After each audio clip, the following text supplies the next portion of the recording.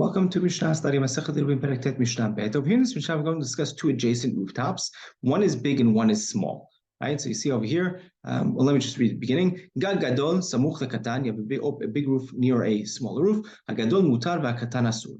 Right? The bigger one is allowed and the smaller one is asur. Similarly, if you have a hatzar gedola shnifretza diktana, if you have a big courtyard that opens open to a smaller courtyard, hagdola muteret v'hakitana asura. The bigger one is mutar and the other one is asur. What's this picture? So if you see this drawing over here, you have a big rooftop and a small roof.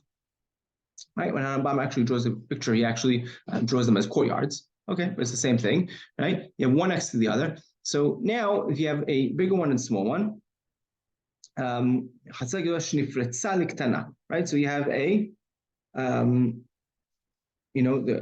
big roof near a small roof, or a bigger courtyard that was opened up into a smaller one. So the big one, right, is allowed to carry on their own.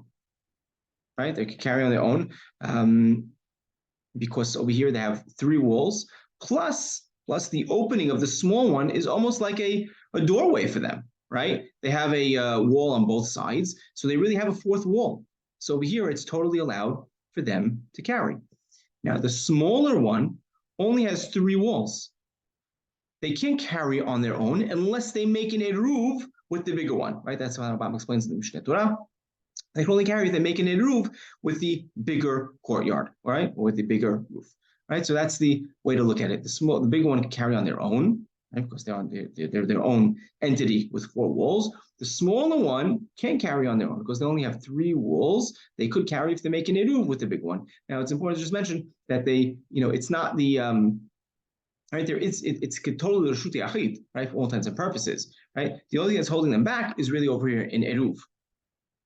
Right, the eruv that they make would allow them to carry. It's important just because of the next Mishnah. So I'm just pointing that out from now.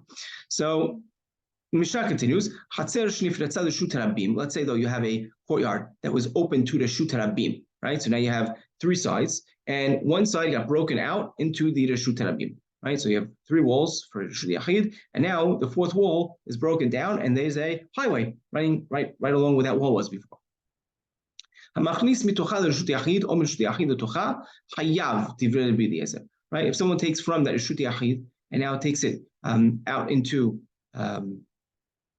takes something from outside and brings it into that Reshut Yachid, or vice versa, is Hayav according to the Eliezer. Why? Because according to the Eliezer, this still counts as a Reshut Yachid. Right? For all intents and purposes, this is still Reshut Yachid. Even though one of the walls fell down, it's still Reshut Yachid. Chamim omrim, mitocha Reshut Rabim, Reshut Rabim tocha, patur mipishik karmelit. Right? Chamim say no. Now the status is changed from Reshut Yachid to a karmelit. Right? Because it's missing one wall, it's not considered a private domain anymore. Rather, it has this in-between status of a karmelit, which we explained before, and Abba mentioned this in the introduction to Masechet Shabbat. Right? It's like a widow, like a karmelit, where it's not a Reshut Yachid or a Reshut Rabim. Now it's just interesting, going back to the first part of the Mishnah, right? When we spoke about right, really the courtyard that was open to the other one. If it was broken, right? Let's say this thing broke on Shabbat, right? You had a wall separating the bigger courtyard from the smaller courtyard, right? The bigger roof from the smaller roof, right? The bigger courtyard from the smaller courtyard. Rambam says that you're allowed to continue carrying there on Shabbat. Interesting, right?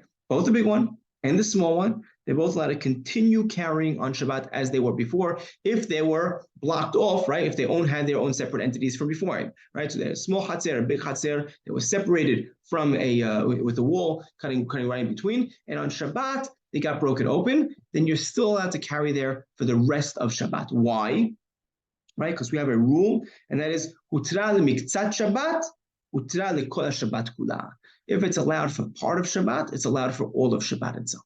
Now, we need to say this rule only applies if the domain is not changing, right? Because the second half of the Mishnah spoke about a case where something was open to the Reshut Rabim and then it turned to a karmelit.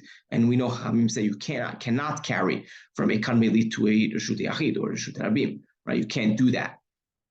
Right? It's patura va'asur in the second half of the Mishnah. But this first half of the Mishnah, if it was broken on Shabbat, then you're allowed to continue carrying for the rest of the Shabbat because the domain itself didn't change. The only thing that changed is right now the smaller roof right? The smaller courtyard would have to make an eruv with the bigger one. That's the only thing that changed, right? Because the wall fell down in between. But otherwise, they're both still private domains, their own separate private entities, and the big one can carry on its own, and the small one can even carry on its own because they're allowed to continue what they were doing from before Shabbat.